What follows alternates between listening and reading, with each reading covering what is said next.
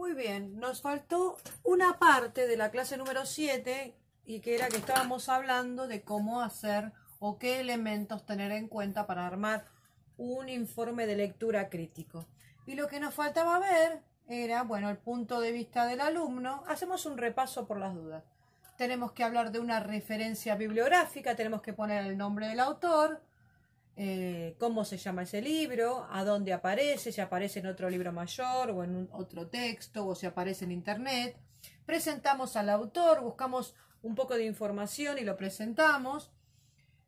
Ponemos cuál es la finalidad que persigue ese autor y recuerden que para conocer todo lo que viene de acá para abajo tenemos que haber comprendido el texto.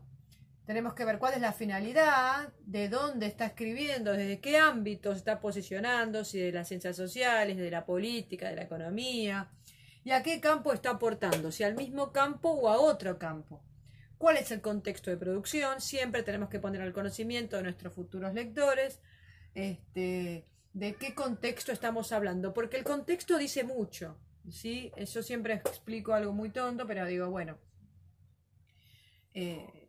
hoy podemos hablar de educación teniendo en cuenta todas las tecnologías, la importancia que cobran hoy las tecnologías, ¿no? Ya que estamos en esta crisis mundial. Imaginen que tal vez años atrás, si bien era importante las tecnologías, tal vez no era tan vital como en este momento. Entonces, hablar de tecnologías hoy, 2020, con este contexto de pandemia actual, obviamente que va a ser mucho más que va a ser diferente que como se hablaba en educación antes, ¿sí? Se necesitaban, sí, son una herramienta y una buena estrategia que sirven para mediar los procesos de enseñanza y aprendizaje, pero hoy en pandemia son como se convierten en algo vital. Por eso es muy importante tener en cuenta el contexto de producción. La cuestión es el tema, de qué tema habla ese texto, la hipótesis, siempre en general está delante del texto, y donde él dice cuál es la idea que tiene él o el pensamiento que tiene él con respecto a este tema. Viene el punto de vista del alumno, donde vos ahí vas a decir qué pensás con respecto al texto del autor, vas a otra vez volver sobre el texto del autor, vas a poner los argumentos, los vas a enumerar, o los más importantes, vas a poner cuál es la ideología del autor, que esto significa, digamos, cuál es su posicionamiento actual en este momento y con respecto al tema.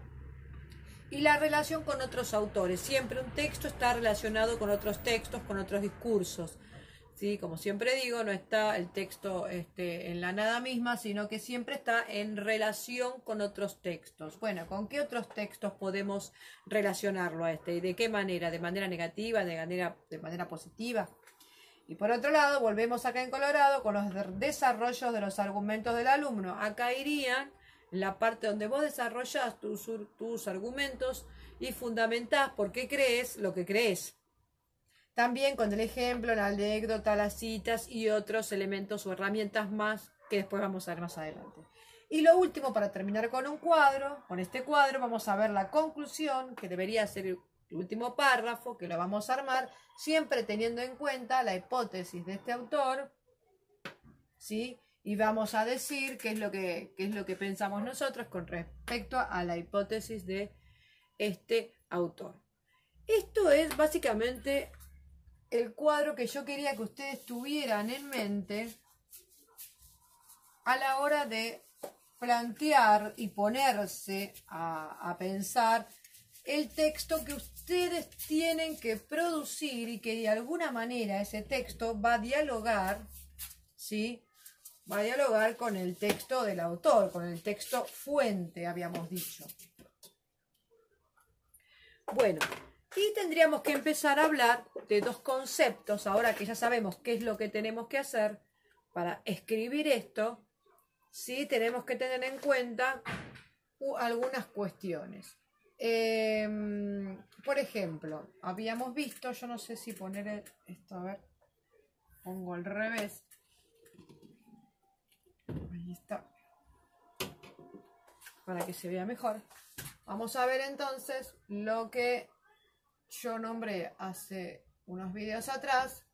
Bueno, coherencia. Vamos a empezar como siempre. Coherencia y cohesión. ¿no? Son dos propiedades del texto. Digamos, no hay texto que no sea coherente y cohesivo. Para que un texto sea realmente considerado texto, debe ser coherente y cohesivo. ¿Y de qué hablamos cuando hablamos de coherencia? Bueno, hablamos de que siempre ese texto tiene que referirse a un tema. Yo puedo escribir oraciones, oraciones, oraciones, oraciones, y cada una de ellas referirse a un tema en específico. Entonces, eso no va a ser un texto, va a ser cualquier otra cosa, van a ser oraciones sueltas, frases, pero no va a ser un texto. Todas las oraciones tienen que de alguna manera dar cuenta de un tema.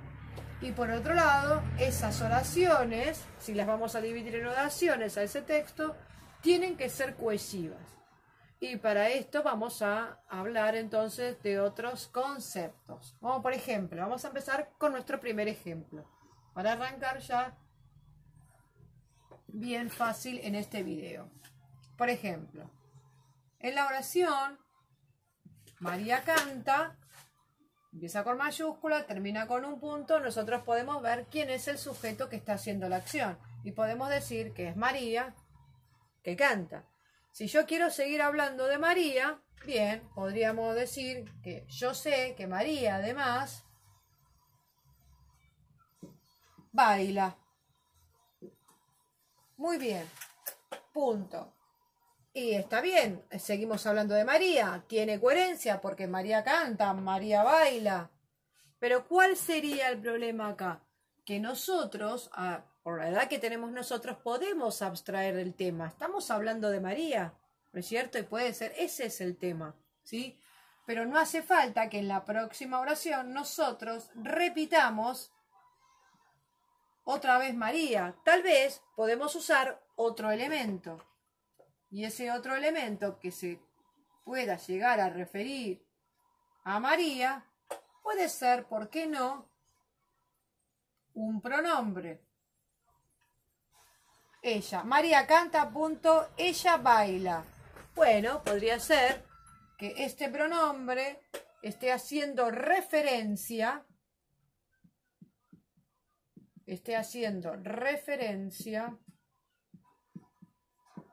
a María. Digamos, los chicos, los más chicos, tal vez de jardín o los primeros años de primaria, no pueden abstraer el tema y repiten.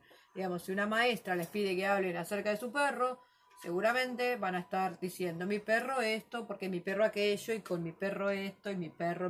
No pueden abstraer el tema.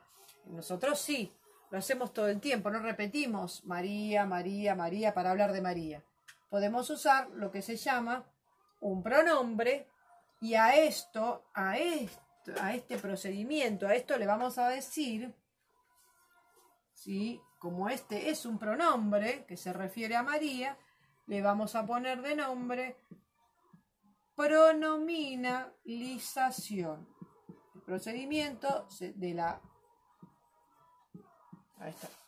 coherencia y la cohesión se llama entonces pronominalización, porque con este pronombre me estoy refiriendo a María, y lo que hace es que no repitamos tanto.